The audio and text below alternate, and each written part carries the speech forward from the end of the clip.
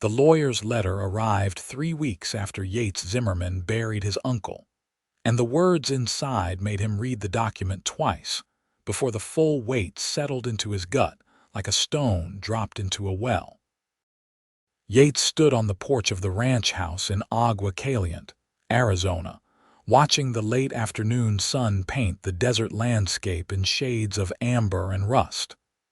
It was September 1884, and the heat still clung to the earth even as autumn approached. The letter trembled slightly in his weathered hands, not from weakness, but from the sheer impossibility of what he held. His uncle Marcus had left him everything: the cattle ranch, the land stretching across 3,000 acres of Arizona territory, the horses, the main house, and according to the legal document, one Violet Lancaster, age 22, who had been promised to Marcus in a marriage arrangement made years ago when she was just a child in Boston.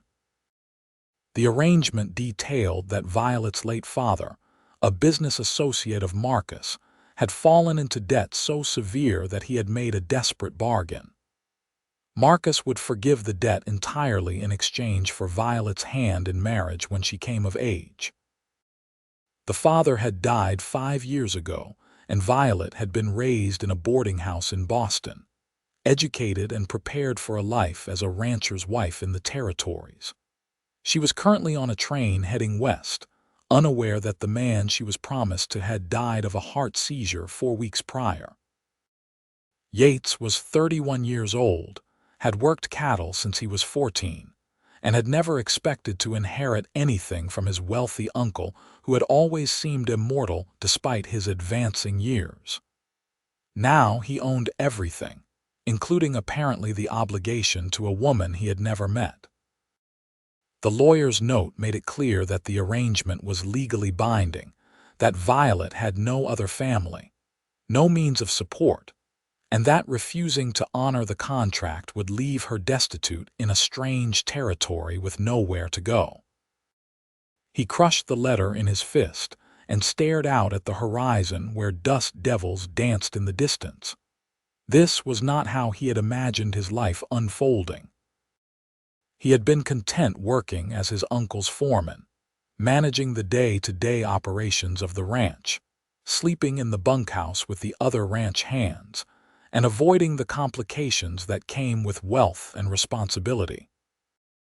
Now he had both thrust upon him, along with a bride he had never asked for. The sound of boots on wood made him turn. His closest friend, Diego Reyes, approached with 2 cups of coffee, his dark eyes taking in Yates's expression with immediate understanding. "Bad news?" Diego asked, handing him one of the cups. "Complicated news," Yates replied, smoothing out the letter and passing it to his friend. Diego had worked the ranch for 8 years, and there was no one Yates trusted more. Diego read in silence, his eyebrows climbing higher with each paragraph. When he finished, he let out a low whistle. "Your uncle arranged a mail-order bride. Not exactly mail-order, more like collateral on a debt." Yates took a long drink of the scalding coffee, welcoming the burn. "She arrives in Tucson in 5 days. I am supposed to meet her there and bring her back here to fulfill a promise I never made." "You could send her back to Boston," Diego suggested, though his tone indicated he already knew that was not a real option.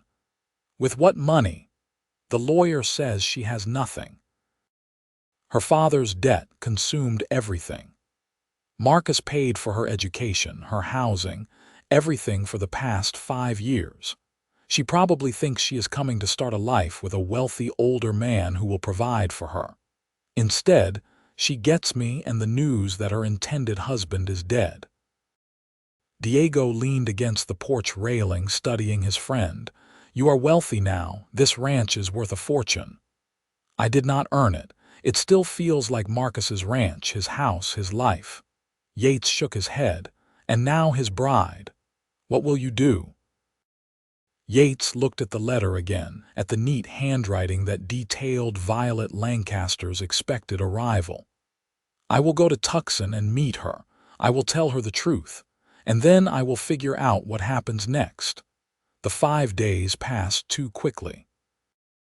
Yates spent them working himself into exhaustion, trying to make sense of the ranch's financial records, meeting with the lawyer to understand the full extent of his inheritance, and avoiding the question that everyone seemed to want to ask.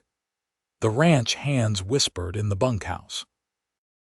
The cook, an older woman named Rosa who had worked for Marcus for 20 years, gave him knowing looks across the dinner table. Even the cattle seemed to sense his unease, skittering away when he approached. On the 5th day, Yates bathed, dressed in his cleanest shirt and his only suit jacket, and rode with Diego to Tucson. The journey took most of the day, and they arrived at the train station just as the sun began its descent toward the western mountains. The platform was crowded with people, freight, and the organized chaos that always accompanied a train's arrival. Yates stood near the station house, his hat in his hands, scanning the passengers as they descended from the cars. He had no idea what Violet Lancaster looked like. The lawyer had provided no photograph, no description beyond her age. He was looking for a woman alone, uncertain, probably frightened. "That might be her," Diego said quietly, nodding toward a figure emerging from one of the passenger cars. Yates followed his gaze and felt something shift in his chest. The woman was slender, dressed in a dark blue traveling suit that had seen better days but was meticulously maintained. Her hair was a rich auburn color, pinned up beneath a small hat, and even from a distance, he could see the determined set of her shoulders. She carried a single worn carpetbag and stood on the platform looking around with an expression that was not frightened, but rather fiercely composed. She was beautiful in a way that had nothing to do with delicate features or fashionable clothes. There was strength in the line of her jaw, intelligence in the way her eyes assessed her surroundings, and something that looked like barely controlled fury in the tight press of her lips. Yates took a breath and walked toward her, Diego following a respectful distance behind. "Miss Lancaster," he asked, stopping a few feet away, her eyes locked onto his, green as spring grass and sharp as cut glass. "I am Violet Lancaster. You are not Marcus Zimmerman." It was not a question. Her voice was lower than he had expected, with a slight rasp that suggested she had spent the long journey fighting tears or anger or both. "No, madam. I am Yates Zimmerman, Marcus's nephew. I am afraid I have difficult news." Something flickered across her face there and gone so quickly he almost missed it. "He is dead." Again, not a question. Yates found himself nodding. 3 weeks ago, his heart. It was quick. Violet was silent for a long moment, her knuckles white where she gripped the handle of her bag. Around them, the platform continued its bustle, people reuniting, freight being unloaded, the conductor calling out schedules. They stood in a bubble of stillness amid the chaos. "I see," she finally said. "Then I suppose the arrangement is void." "That is what I wanted to discuss with you," Yates began, but she cut him off with a sharp gesture. "Mr. Zimmerman, I am tired. I have been on trains for nearly a week. I have crossed a continent to honor an agreement made when I was a child, an agreement I had no say in. I arrived to find that the man I was promised to has died, which means the agreement that was the only thing standing between me and complete destitution is now worthless. So please, whatever you have to say, be direct." Her bluntness caught him off guard. He had expected tears or perhaps shock or even relief. Instead, she looked at him with eyes that held no illusions about her situation or the world in general. "The lawyer says you have no family, no means of support," Yates said, matching her directness. "Is that true?" "My father's debt ensured that. Yes, it is true." "Then I am offering you a choice. I inherited the ranch, which means I also inherited the obligations that came with it. You can stay. I can honor the arrangement my uncle made, Her eyes narrowed. "You are offering to marry me." "I am offering you a place to stay, a home and time to figure out what you want to do. If marriage makes sense, then we can discuss that.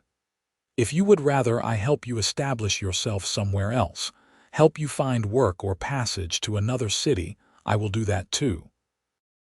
Violet studied him for a long moment, and Yates felt uncomfortably like a horse being evaluated at auction. "Why would you do that?" "Because it is the right thing to do. Because you were promised something, and it was not your fault that circumstances changed. Because leaving you stranded in Tucson with nothing would make me the kind of man I do not want to be." She looked away, toward the mountains visible in the distance, their peaks still touched with snow despite the desert heat. When she looked back, some of the fury had faded from her expression, replaced by something more complex. "I accept your offer of hospitality, Mr. Zimmerman. For now, I will need time to consider the rest." Relief flooded through him, surprising in its intensity. "That is fair. We have rooms ready at the hotel tonight. We will head back to the ranch in the morning." Diego stepped forward then, removing his hat. "Diego Reyes, madam. I am the ranch foreman. Welcome to Arizona." Violet nodded to him, and Yates saw her taking in Diego's easy competence, the way he positioned himself as both support and protection. "Thank you, Mr. Reyes." They walked to the hotel through streets still busy with evening activity. Tucson was a growing city, swelling with miners, ranchers, merchants, and all the people who serviced them. The air smelled of dust, horses, cooking fires, and the creosote that covered the desert hills. Violet took it all in with those sharp eyes, missing nothing. At the hotel, Yates secured 2 rooms, one for Violet and one for himself and Diego to share. He saw her settled, arranged for a meal to be brought up, and left her with instructions to knock on their door if she needed anything.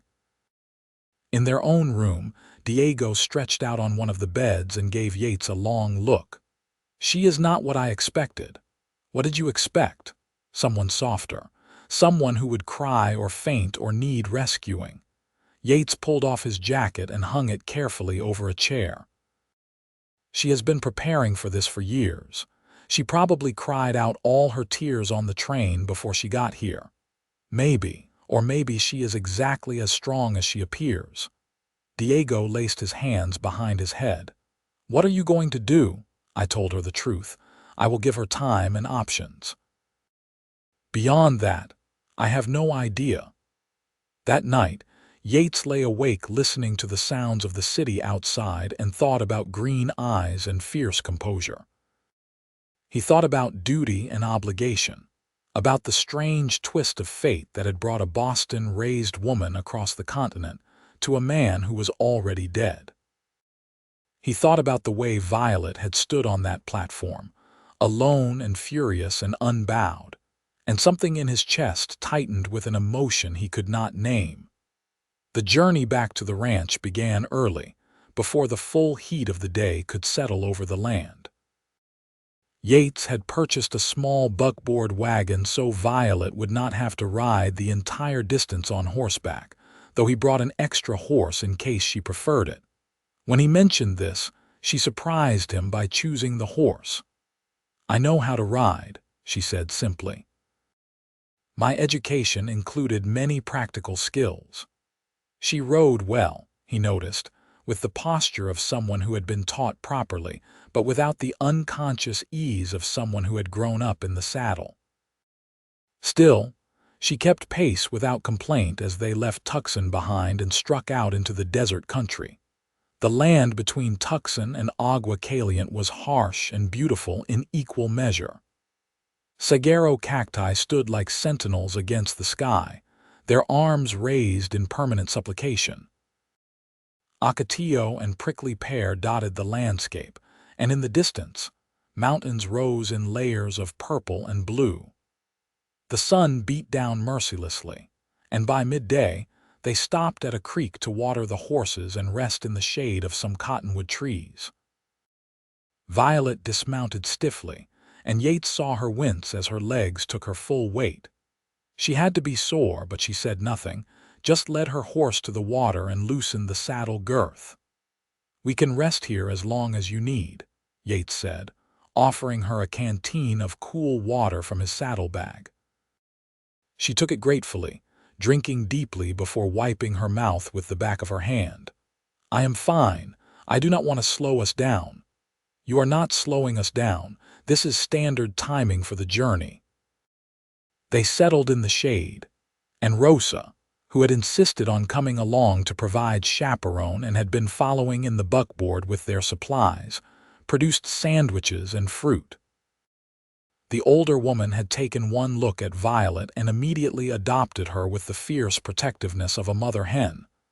"You are too thin," Rosa declared, handing Violet an extra sandwich. "You need to eat. The desert is not kind to the weak." "I am not weak," Violet said, but there was no heat in it, and she accepted the food. They ate in companionable silence, listening to the creek burble over stones and the horses snort and stamp. Diego and Rosa talked quietly in Spanish, giving Yates and Violet space. "Your uncle never came to Boston," Violet said suddenly. "He arranged everything through lawyers and letters. I was not sure he was real until yesterday when I got off the train and you told me he was dead." Yates looked at her profile, the way the dappled light through the cottonwood leaves played across her features. "He was real.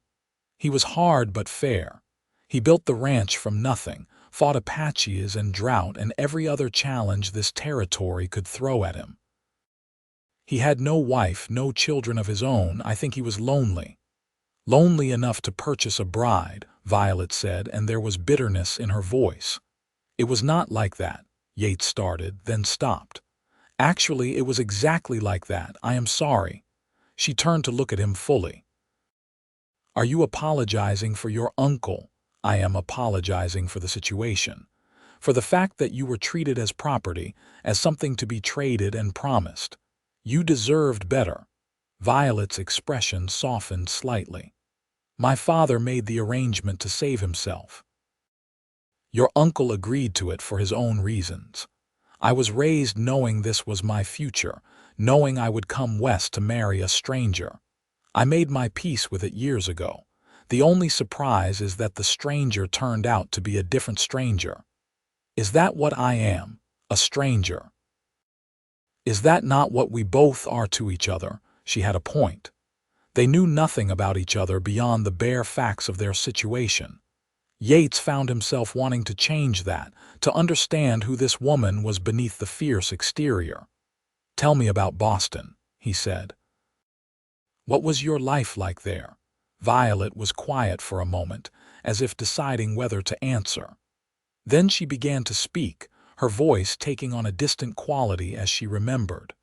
"I lived in a boarding house for young women. It was run by a widow named Mrs.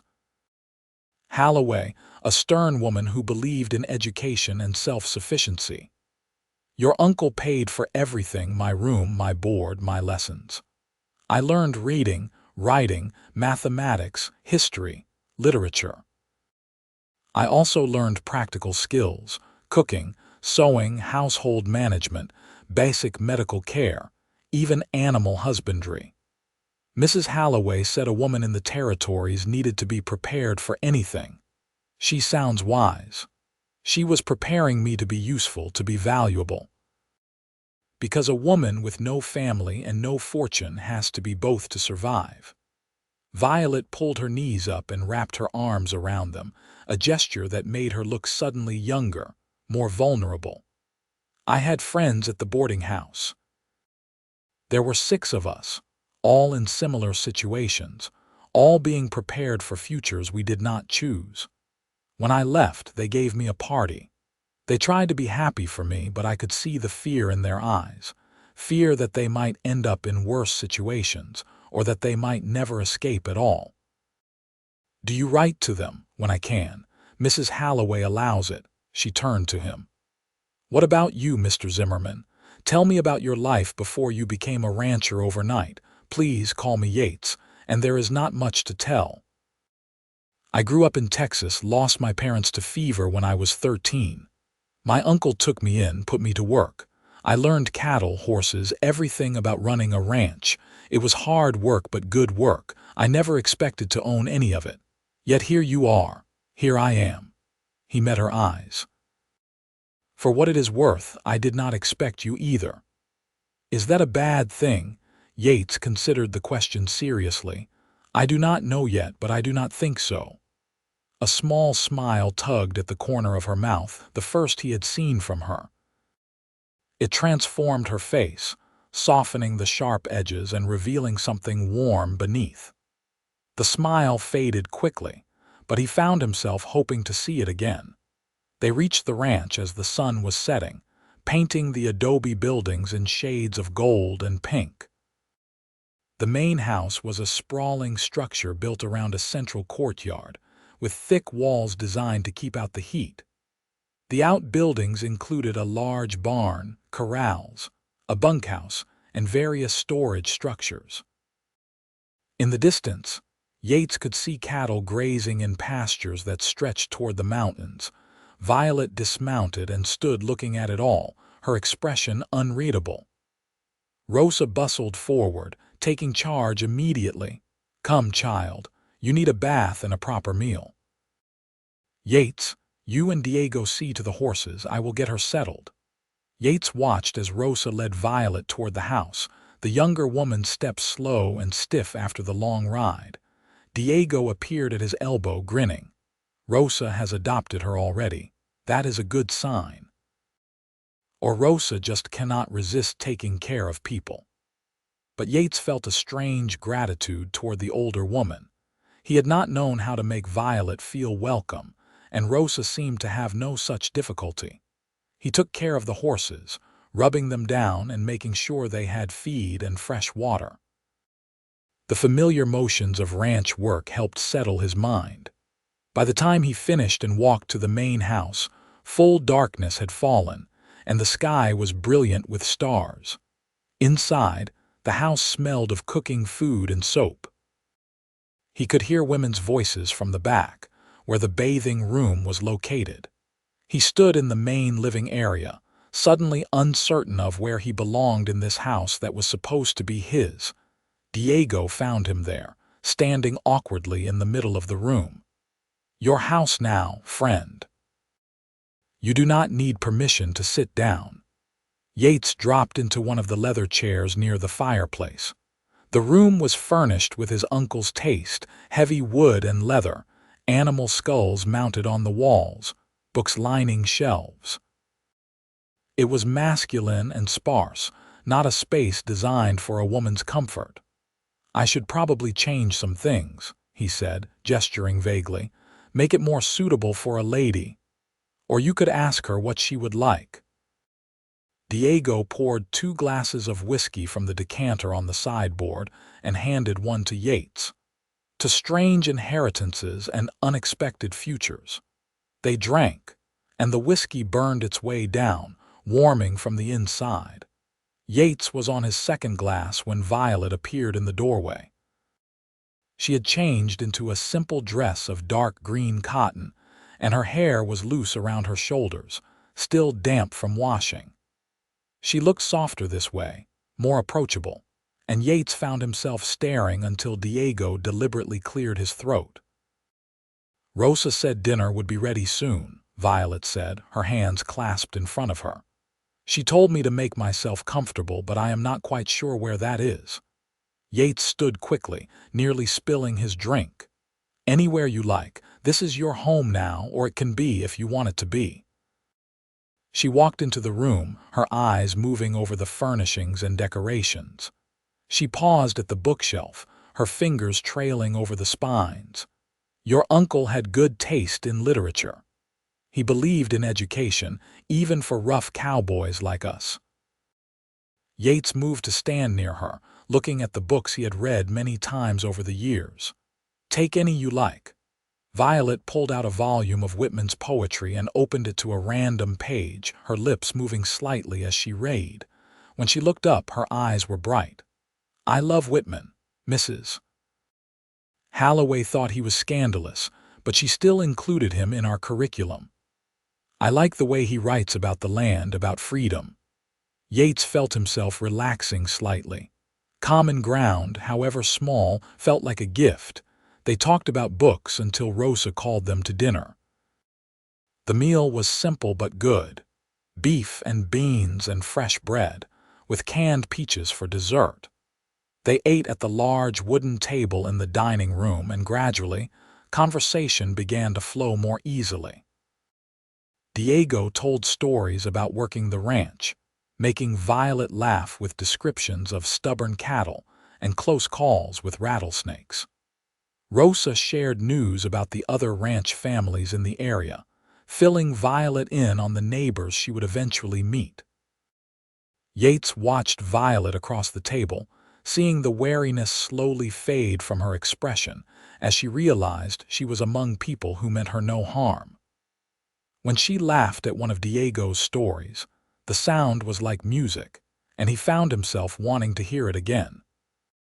After dinner, Diego excused himself to the bunkhouse, and Rosa retreated to her own small house behind the main building. Yates showed Violet to the bedroom that would be hers, a large room on the eastern side of the house that caught the morning sun. "My uncle's room is down the hall," he explained, standing in the doorway. "I have been sleeping in it since he died, but I can move to one of the other rooms if that makes you more comfortable." Violet looked around the bedroom, taking in the simple furnishings, the window with its view of the mountains, the bed with its iron frame and handmade quilt. "This is more than I expected, more than I had in Boston. If you need anything, anything at all, just ask. Rosa, or I will make sure you have it." She turned to face him, her expression serious. "Yates, I want to be clear about something. I appreciate your hospitality and I am grateful for your kindness, but I need to understand what you expect from me, what my role here is supposed to be." He leaned against the door frame, choosing his words carefully. "I do not expect anything beyond what you are willing to give. You can help Rosa with the household if you want, or not. You can learn about the ranch if that interests you, or stay in the house. You can decide you want to leave and go somewhere else, and I will help you do that. My only expectation is that you take whatever time you need to figure out what you want your life to be. And if what I want is to stay, to accept the original arrangement." His heart did a strange stutter in his chest. "Then we would discuss that when the time comes. But Violet, I will not hold you to a promise you made when you were a child. If we marry, I want it to be because we both choose it, not because of obligation." She studied him for a long moment, and he wondered what she saw. A rancher still uncomfortable in his new role, a man trying to do right by a situation neither of them had asked for. Or something else entirely. "I think you are a good man, Yates Zimmerman," she said finally. "I did not expect that." "What did you expect? Someone harder. Someone who would see me as property, as something owed." She moved to the window, looking out at the star-filled night. "My whole life I have been told what I was worth, what I was for. You are the first person who has ever asked me what I want." Yates did not know what to say to that, so he simply nodded and wished her good night. As he walked down the hall to his own room, he felt the weight of responsibility settling onto his shoulders in a new way. It was not just the ranch now, or the cattle and land. It was this woman who had been promised a life and received something entirely different. He wanted to give her the choice and freedom she deserved, but he also found himself hoping she would choose to stay. The days that followed fell into a pattern. Yates rose before dawn to work the ranch, riding out with Diego and the handful of other ranch hands who worked the spread. They checked fences, moved cattle, broke horses, and dealt with the endless list of tasks that kept a ranch running. The work was hard and familiar, and Yates threw himself into it with relief. Violet spent her mornings with Rosa, learning the rhythms of the household. In the afternoons, she would often sit on the porch with a book or walk around the immediate grounds of the ranch house.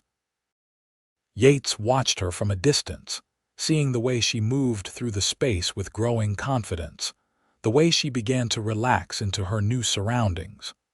On the fourth day after her arrival, he returned from the range to find her in the barn. She was standing by one of the horse stalls, her hand outstretched to a young mare who was sniffing cautiously at her palm. "That is sagebrush," Yates said, approaching slowly so as not to startle either the woman or the horse. "She was born last spring, still getting used to people. She is beautiful." Violet kept her voice low and soothing, and the mare allowed her to stroke the soft nose. "I wanted to ask if I could ride sometimes. I know I am not experienced enough for the open range, but perhaps around the ranch. You can ride whenever you like. We can start close to the house, and when you are ready, I can show you more of the property." He opened the stall and led Sagebrush out, handing the lead rope to Violet. "Here, help me saddle her. Might as well start now." He showed her how to place the blanket and saddle properly, how to tighten the girth just right, how to check that everything was secure. Violet's hands were capable and quick, following his instructions with focused attention. When Sagebrush was ready, he helped Violet mount and then swung up onto his own horse. They rode in the paddock at first, Yates watching to assess her skill level. She had not lied about knowing how to ride, but he could see the limitations of her training. She knew the basics but lacked the natural feel that came from years in the saddle. "You are holding the reins too tight," he called. "Let her have her head a bit. Trust her." Violet loosened her grip, and Sagebrush immediately moved more freely. A smile broke across Violet's face, bright and genuine, and Yates felt that same tightening in his chest he had experienced at the creek. They moved beyond the paddock, riding slowly through the areas closest to the house.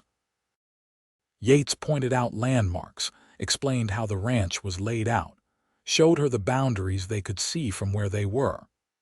Violet absorbed it all with that same sharp intelligence he had noticed in Tucson, asking questions that showed she was thinking about how everything connected. "How many cattle do you run?" she asked as they paused on a small rise overlooking one of the pastures. "About 2,000 head right now. Could support more if we had better water sources. My uncle, he was always looking for ways to expand, to improve." Yates shifted in his saddle, looking out over land that still did not quite feel like his. "Cattle business is good right now. Army contracts and the reservations need beef, but it can change fast. What would you do differently if you felt like the ranch was truly yours to shape?" The question caught him off guard. No one had asked him that before. "I would focus on breeding quality over quantity. Improve the stock, crossbreed for animals that can handle the heat and drought better. It would take years, but the payoff would be worth it. I would also invest in better water systems, maybe drill some wells, put in windmills." "Those sound like good plans. Why would you not do them?" "I suppose I still feel like I am just managing the ranch for my uncle, like he might come back and tell me I did it all wrong." The admission surprised him. He had not put those feelings into words before, even to Diego. Violet guided Sagebrush closer until their horses were nearly touching. "Your uncle is gone, Yates. The ranch is yours. You get to decide what happens next." There was something in her voice, an understanding that went beyond the words. She was talking about more than just cattle and land, and they both knew it. That evening, after dinner, Violet asked to see the ranch's account books. Yates was surprised but brought out the ledgers his uncle had kept meticulously. They sat at the dining table, and he walked her through the records, explaining income and expenses, market prices, and seasonal variations. "You have a good eye for this," he said, watching her make notes on a separate sheet of paper. Mrs. Halloway believed women should understand finances. She said too many women ended up destitute because they did not know how to manage money. Violet tapped her pencil against the ledger. Your expenses here could be reduced. You are paying too much for feed. There is a supplier in Tucson who offers the same quality for less. How do you know that? I saw their advertisements in the newspaper when we were in town. I have a good memory for numbers. She showed him her calculations, and he had to admit she was right. They worked together until the oil lamps burned low, and Yates found himself enjoying the collaboration.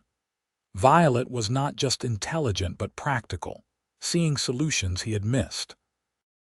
When they finally closed the books, he felt like they had accomplished something together, built something beyond polite cohabitation. Thank you, he said as they stood to retire for the night. I have been drowning in this paperwork. It helps to have another pair of eyes. I like being useful. It makes me feel less like a burden. She gathered her notes carefully. Yates, I have been thinking about what you said about taking time to decide what I want. I think I am beginning to figure it out. His pulse quickened. What are you figuring out?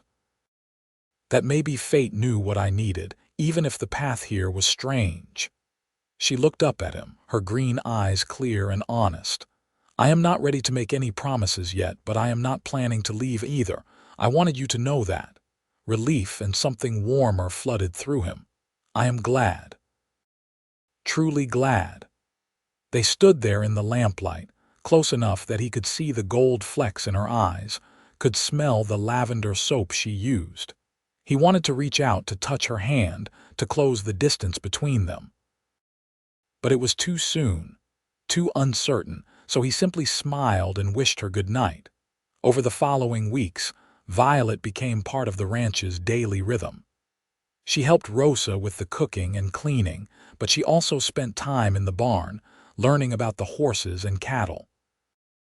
She studied the account books and made suggestions that improved their efficiency. She even started helping with some of the medical care for the animals, discovering she had a knack for it. The ranch hands, initially uncertain about having a woman around who was not just the cook, gradually warmed to her. She treated them with respect, learned their names, and did not shy away from the realities of ranch life.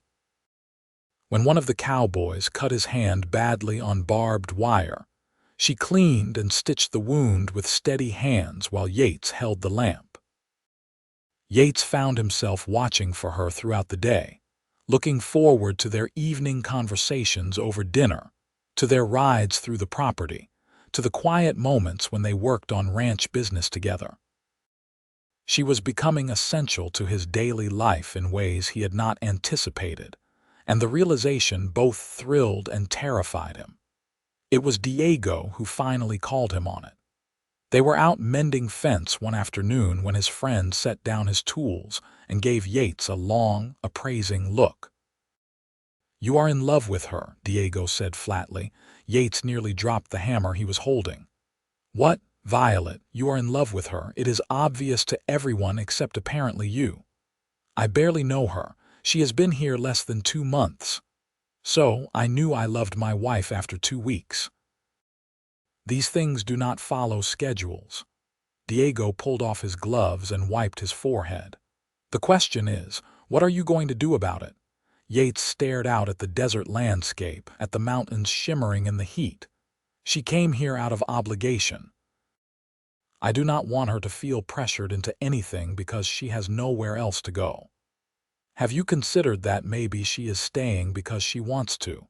That maybe she feels the same way you do? I cannot assume that. You are right, you cannot assume, but you could ask." Diego clapped him on the shoulder. "Life is short, my friend. The desert teaches us that every day.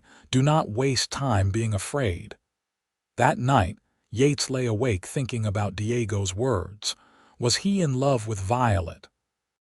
He thought about the way his day felt incomplete if he did not see her, the way her laugh made everything brighter, the way her sharp mind challenged him to be better.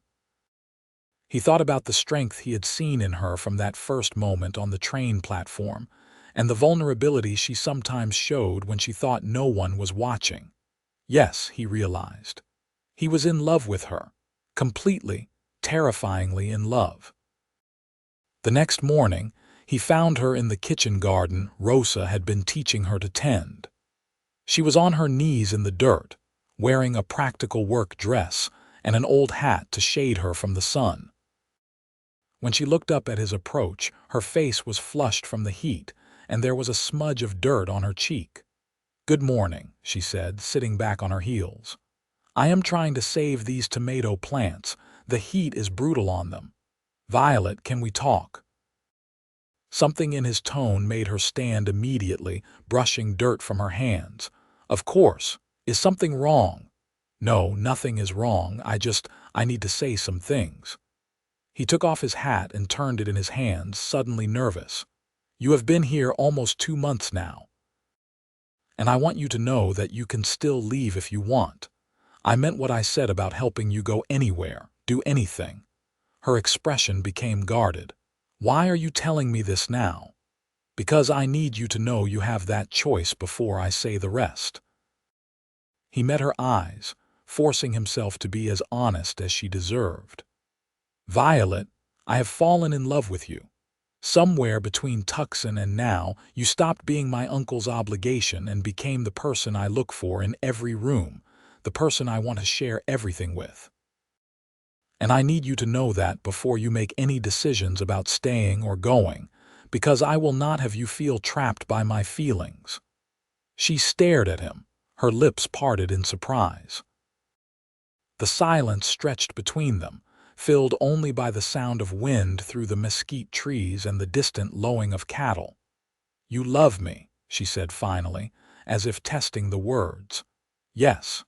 Even though I came here as part of a dead arrangement, even though I was supposed to marry your uncle.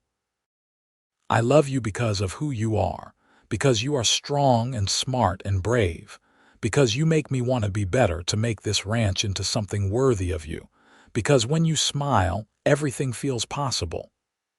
He took a step closer. "But that does not mean you have to feel the same way. It does not mean you have to stay." Violet's eyes were shining with unshed tears. "You foolish man. Where exactly do you think I would go? Anywhere you wanted. What if what I want is to be here? What if I have also been falling in love and I was just waiting to be sure it was real?" She closed the distance between them, reaching up to touch his face. "I came here expecting duty and obligation. Instead, I found a partner. I found someone who sees me as a person, not property. I found home." Yates caught her hand, holding it against his cheek. "Are you sure?" "I need you to be sure. I am sure. I have been sure for weeks, but I was afraid. Afraid that if I admitted how I felt, you would think it was just gratitude or desperation." She laughed, a slightly watery sound. "We are quite a pair, both of us too scared to admit what we wanted." He pulled her into his arms then, holding her close and feeling her heart beat against his chest. She fit there perfectly, as if she had been made for that exact space. When he tilted her chin up and kissed her, it felt like the most natural thing in the world, like coming home after a long journey. The kiss was soft at first, tentative, learning. Then it deepened, and Yates felt everything he had been holding back pour into it, all the hope and fear and love. When they finally pulled apart, both breathing hard, Violet was smiling. "I think fate knew exactly what we both needed," she whispered.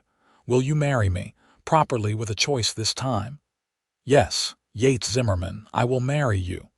They married in Agua Caliente 3 weeks later. The small church was filled with ranch hands, neighboring ranchers, and the few town residents who had become friendly with them. Rosa cried through the entire ceremony. Diego stood as best man, grinning like he had orchestrated the whole thing himself. Violet wore a simple white dress that Rosa had helped her sew, with wildflowers in her hair. She was the most beautiful thing Yates had ever seen. When he slipped the ring onto her finger, a simple gold band engraved with a pattern of sage leaves, his hands were steady with certainty. The celebration afterwards was held at the ranch. They roasted a steer and someone produced a fiddle, and they danced under the stars in the courtyard. Yates held Violet close and felt the last pieces of his life click into place. This woman, this ranch, this life, it was all his now. Not through inheritance or obligation, but through choice. That night, alone together for the first time as husband and wife, they stood in what was now their shared bedroom and simply held each other. There would be time for everything else, but for now, it was enough to know they were exactly where they were meant to be.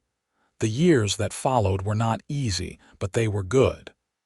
They worked together to improve the ranch, implementing the changes Yates had dreamed of. Violet proved to have a gift for breeding and selecting quality cattle, and the ranch's reputation grew. They drilled wells, installed windmills, and slowly transformed the property into something even better than Marcus had built. The first winter brought unexpected challenges. A cold snap killed some of their cattle, and they lost money that set back their plans. But they weathered it together, Violet working alongside Yates and the ranch hands to salvage what they could. In the spring, Violet discovered she was pregnant. The news filled Yates with a joy so profound it frightened him. He became overprotective, trying to keep her from doing any work, until she finally sat him down and firmly explained that she was not fragile. "I am carrying our child, not dying," she said with exasperation.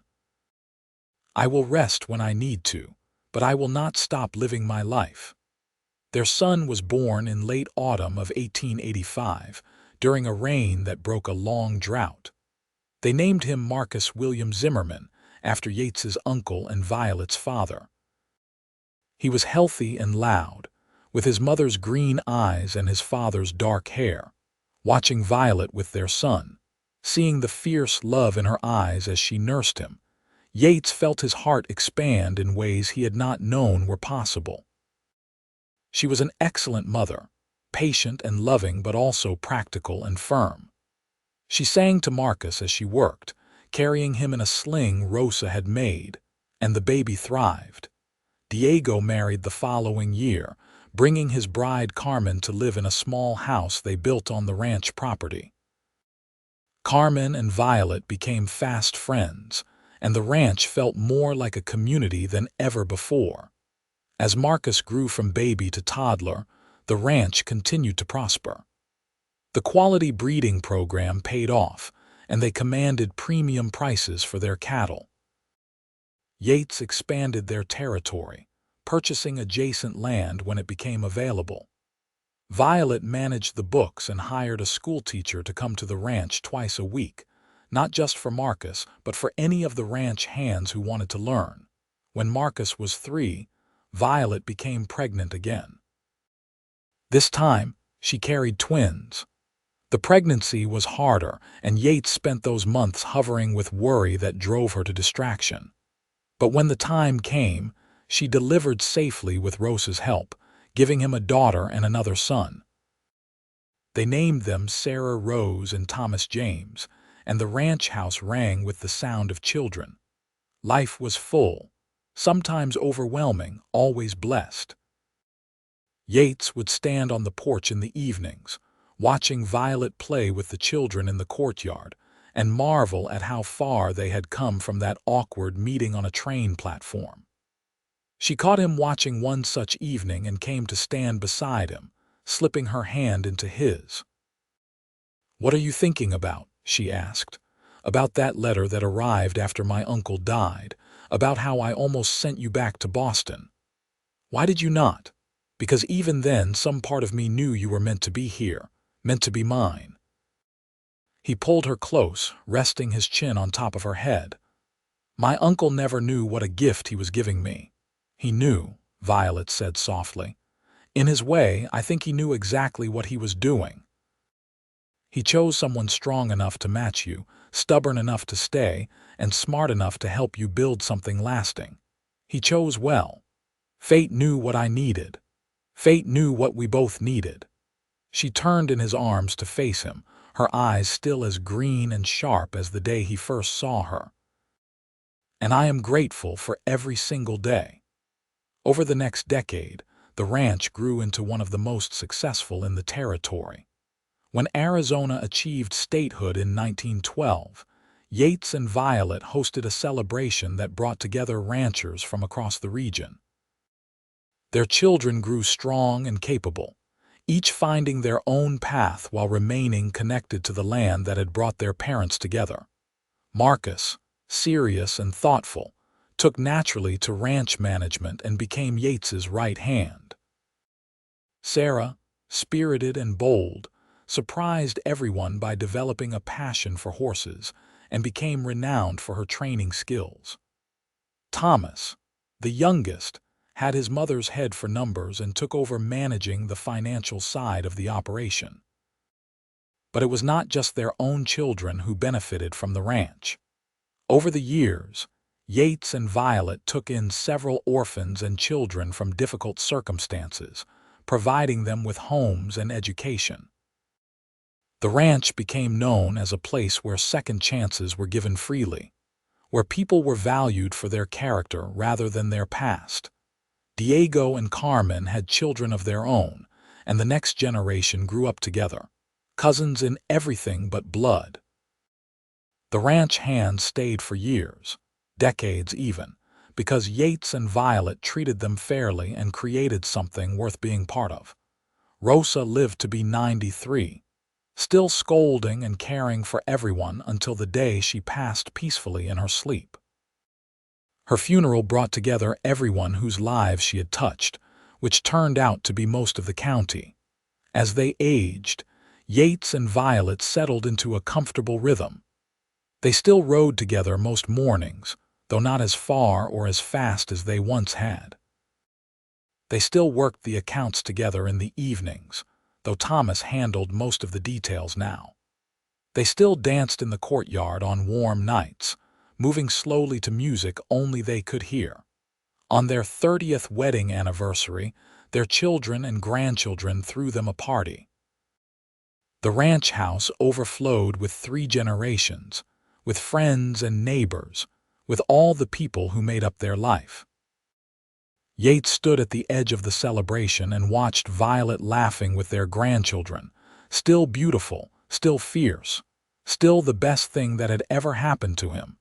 She felt his gaze and looked up, smiling. She crossed the room to him, moving through the crowd with the same determined grace she had shown that day on the train platform. "Happy anniversary," she said, taking his hand. "Best 30 years of my life." "Only 30. What about the years before we met?" Prologue. "The story did not really start until you arrived." He raised her hand to his lips, kissing her knuckles. "Thank you for getting on that train. Thank you for staying. Thank you for choosing me. Thank you for giving me a choice." She leaned against him, fitting into his side the way she had for 3 decades. "Thank you for seeing me as a person worth loving, not just an obligation to honor." They stood together, watching their family, their legacy, their life unfold before them. The ranch that Marcus Zimmerman had built, that Yates had inherited, that he and Violet had transformed together, would continue long after they were gone. Their children and grandchildren would carry it forward, would add their own chapters to the story. But for now, in this moment, it was enough to stand together and know they had built something that mattered. They had taken a strange beginning, an arrangement made without their consent, and turned it into a love story for the ages. They had found each other across a continent and against all odds, and they had made a life that was richer than either could have imagined. As the party continued around them, Yates pulled Violet into a slow dance, there in the middle of the crowded room. Their children and grandchildren moved aside, creating space, and watched with indulgent smiles as the patriarch and matriarch of the ranch swayed to their own rhythm. "I love you," Yates whispered into Violet's ear. "I love you too," she whispered back. "Every single day I choose you all over again." And that, Yates thought, was the real gift. Not the inheritance, not the ranch, not the wealth or land. The real gift was this woman who had arrived on a train with nothing but a carpetbag and fierce determination, who had looked at him with those sharp green eyes and seen not what he was but what he could become. She had chosen him, day after day, year after year, and he had chosen her right back. The desert sunset painted the sky outside in familiar shades of amber and rust, the same colors that had greeted Violet on her first day in Arizona. But everything else had changed. She was no longer a scared young woman facing an uncertain future. She was home, surrounded by the family and life she had built with the man she loved. Years continued to pass with the steady rhythm of ranch life. The children married and had children of their own, adding new branches to the family tree. Marcus took over full management of the ranch when Yates reached his 70s, but the older man still rode out most mornings, unable to fully step away from the land he loved. Violet, now in her 60s, spent her days with her grandchildren and great-grandchildren, teaching them to read and do arithmetic, telling them stories about Boston and the long train ride west, about the young man who had met her on a platform and offered her a choice when she had expected only obligation. On quiet evenings, she and Yates would sit on the porch as they had for decades, watching the sun set over the mountains. Their hands would find each other automatically, fingers intertwining with the ease of long practice. You ever wonder what would have happened if Marcus had not died? Yates asked one such evening. If you had married him instead, Violet was quiet for a moment, considering. I used to wonder that in the early days, but not anymore. I think somehow, some way, we would have found each other. Some connections are stronger than circumstance. You think fate would have brought us together anyway? I think we were meant for each other, however it happened. She squeezed his hand. Your uncle's death was tragic, but it gave us both something precious.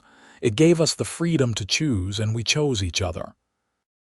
That matters more than how we got here. Yates nodded, understanding what she meant. Their love was not diminished by its unusual beginning. If anything, the fact that they had found each other despite the strangeness of their situation made it stronger. As autumn turned to winter in 1920, Yates fell ill with pneumonia. Despite the best efforts of the doctor from Tucson, he did not recover his strength. He spent his final weeks in bed, surrounded by family, Violet never leaving his side. On a cold December morning, with snow dusting the desert mountains, he opened his eyes to find her sitting beside him, her hand in his as always.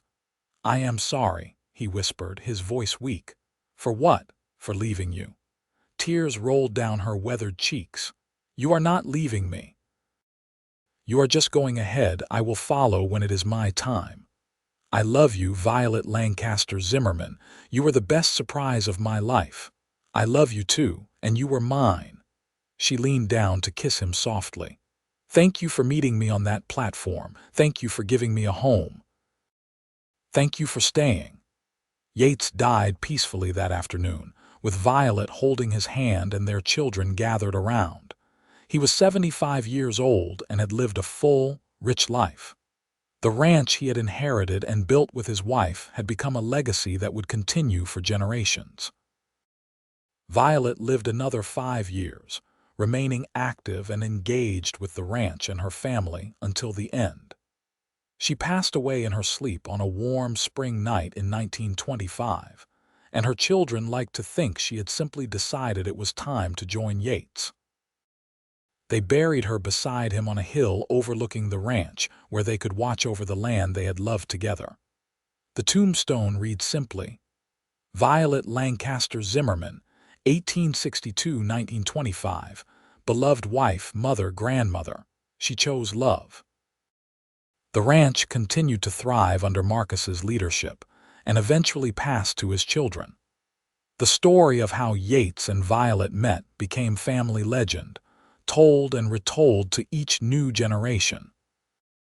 It became a reminder that sometimes the most beautiful things in life come from the most unexpected places, that love can grow from the strangest soil, and that choosing each other every single day is the greatest adventure of all. The house in Agua Caliente still stands, maintained by descendants who understand the importance of preserving history. In the main bedroom, the one Violet first slept in and that she eventually shared with Yates, a framed photograph hangs on the wall. It shows a young woman with fierce green eyes and a tall, serious man standing close together.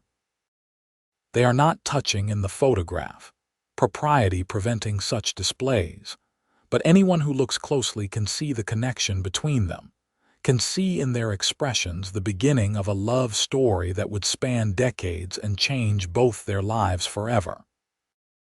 Visitors to the ranch sometimes ask about the photograph, about the stern-looking couple who seem to stare out from another era. The current residents tell them the story, about an inheritance and a will, about a woman on a train and a man who offered her a choice, about how fate sometimes knows exactly what we need even when we cannot see it ourselves. They tell the story of Yates and Violet, of how a reluctant rancher inherited a bride in a will, met her on a train platform in Tucson, and realized over the months and years that followed that fate had known all along what he needed, what they both needed. Not an arrangement or an obligation, but a partner, a love, and a lifetime of choosing each other. And in the evening, when the desert wind blows through the cottonwoods, and the sun sets in shades of amber and rust over the mountains, some say you can still feel their presence there, still sense the love that built something lasting from the most unusual of beginnings. The ranch stands as testimony to what they created together, a legacy not just of land and cattle, but of the transformative power of love freely chosen and faithfully maintained across a lifetime. Their story, improbable as it was, became proof that the best love stories often start in the most unexpected ways, and that sometimes, when we least expect it, fate delivers exactly what we need. All we have to do is be brave enough to see it, wise enough to choose it, and dedicated enough to nurture it into something that will outlast us all.